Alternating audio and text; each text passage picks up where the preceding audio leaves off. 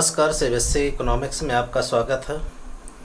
और आज हम डिस्कस करने वाले हैं बहुत इम्पोर्टेंट टॉपिक जो कि नेशनल इनकम का है। अब हम सीधे मेथड्स पे बात करेंगे, method of calculating national income. और आप जानते ही हैं कि there are only 3 methods to calculating the national income. One is the product method, that is also known as value added method, and second is the income method and third one is the expenditure method। तो सबसे पहले हम शुरुआत करेंगे value added method से। Actual में value addition है क्या चीज़, आप इसको समझ लीजिए। जितनी भी प्रोडक्शन की स्टेज है, प्रोडक्शन की जितनी भी स्टेज है या जिस स्टेज पे प्रोडक्शन होता है, तो प्रोडक्शन के लेवल पे आप एक चीज़ देखते होंगे कि जो प्रोड्यूसर है वो कुछ न कुछ रॉ मटेरियल यूज करता है। उस रॉ मटेरियल की वैल्यू भी होगी। जो रॉ मटेरियल वो यूज कर रहा है एक सर्टेन प्रोसेस के थ्रू, और फैक्टर और जो नॉन फैक्टर है, that is non factor is the raw material.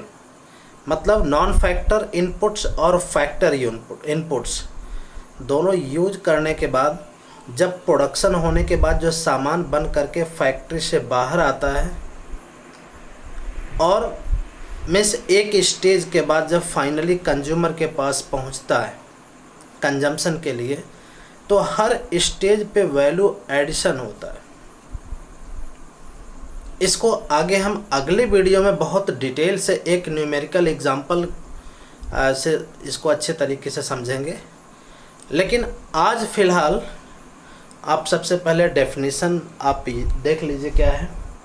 Value added method measures national income in terms of value addition by each producing enterprise in the economy during an accounting year.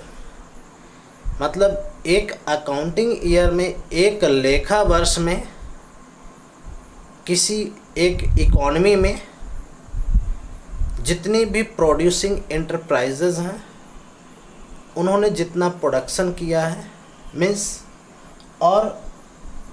Value addition जितना हुआ है, means जितने भी production units हैं हर level पे कितना value addition हुआ, उसी का सम टोटल ही नेशनल इनकम। तो इसे हम सामान्य तौर से, मतलब अभी तो इसको डिफ़ाइन करते हैं इस तरह से, लेकिन न्यूमेरिकली जो क्वेश्चन सॉल्व करते हैं, जो फार्मूले होंगे वो थोड़ा डिफरेंट होंगे।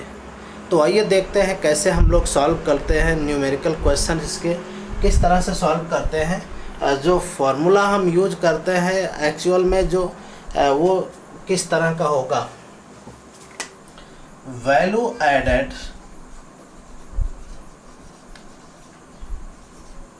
Equal to value of output minus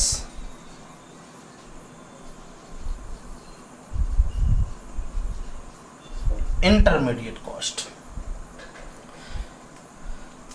तो इस फॉर्मूले में आप ये देखिए, वैल्यू एडेड अगर आपको निकालना है तो वैल्यू ऑफ आउटपुट मतलब प्रोडक्शन जितना हुआ, जो फैक्ट्री से या प्रोड्यूसिंग एंटरप्राइज से जो प्रोडक्शन हुआ उसकी value minus intermediate cost. Intermediate cost क्या है? जो नॉन फैक्टर इनपुट्स है उसकी वैल्यू है। नॉन फैक्टर इनपुट्स क्या है? जो रॉ मटेरियल है मेनली, और भी चीज़ें हैं, बस मेनली जो रॉ मटेरियल की वैल्यू है। तो उसको माइनस करने से आपको वैल्यू एडिशन मिल जाता है, कितना वैल्यू ऐड हुआ। और यही चीज़ पूरी कंट्री लेवल पे किसी एक अकाउंटिंग ईयर में, जब मीन्स हम पूरी कंट्री लेवल पे, इकॉनमी लेवल पे, और in one accounting year we will calculate this value addition. तो उस टोटल का जो सम टोटल होगा दैट इज नेशनल इनकम। तो इकोनॉमिक्स की लैंग्वेज में ये जो वैल्यू एडिशन आपको मिला है, ये हर प्रोड्यूसिंग जो एंटरप्राइज होगा उसका हम ऐड करते चले जाएंगे। तो इससे हमें नेशनल इनकम कैलकुलेट कर पाते हैं। तो इसको और थोड़ा डिटेल में हम बात करते हैं। जब इसको हम डिटेल में बात करेंगे तो एक्चुअल में हमें क्या मिलेगा, value of output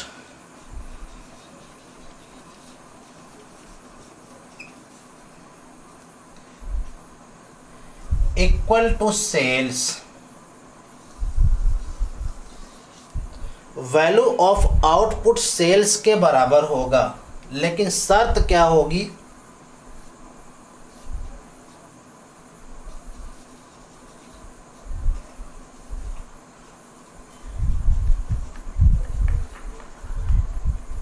means if there is no unsold stock, means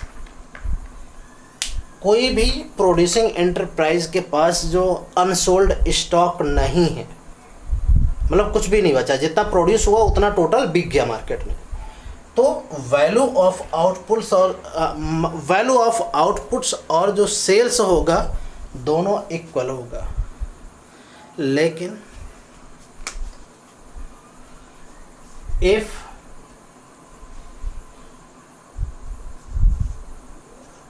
unsold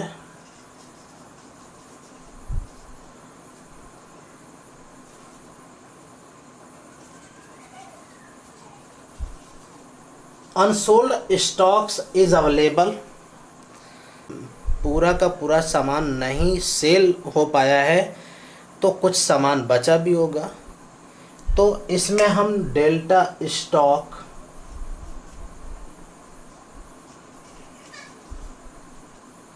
closing stock minus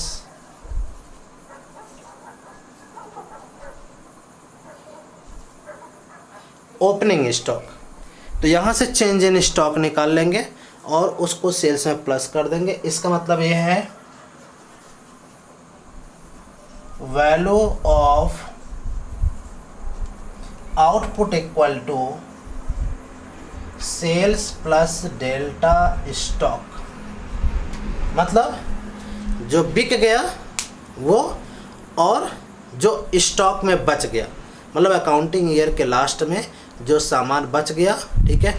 यहाँ पे क्लोजिंग स्टॉक और ओपनिंग स्टॉक को माइनस कर रखा है, वो चेंज इन स्टॉक हुआ, क्योंकि मतलब 31 मार्च को अकाउंटिंग ईयर के समय जो स्टॉक बचा था और जो पिछले 1 अप्रैल को कैरी फॉरवर्ड हुआ था, ठीक है, उन दोनों का डिफरेंस जो होगा वो चेंज इन स्टॉक होगा, तो उसको हम सेल्स में प्लस कर लेंगे तो हमें वैल्यू ऑफ आउटपुट मिल जाएगा।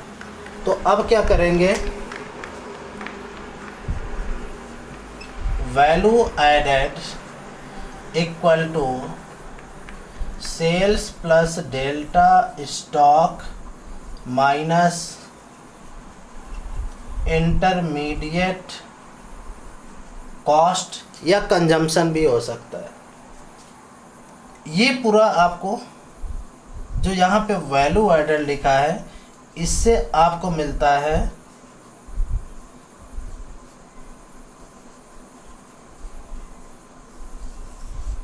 GVA at MP, gross value added at market price, और ये किसके बराबर है, that is equal to GDP at MP, ये gross domestic product at market price के बराबर। तो इस मेथड से हम, इस फार्मूले से हम GDP एट MP कैलकुलेट कर सकते हैं। कल हम एक न्यूमेरिकल एग्जांपल लेंगे और उसके थ्रू जो है कैसे इंटरमीडिएट कॉस्ट को अलग करते हैं, वैल्यू एडिशन कैसे करते हैं, उसके बारे में हम डिटेल में डिस्कस करेंगे। तो कल वीडियो के साथ बने रहिएगा, क्योंकि कल फिर एक इम्पॉर्टेंट टॉपिक के साथ बात करेंगे।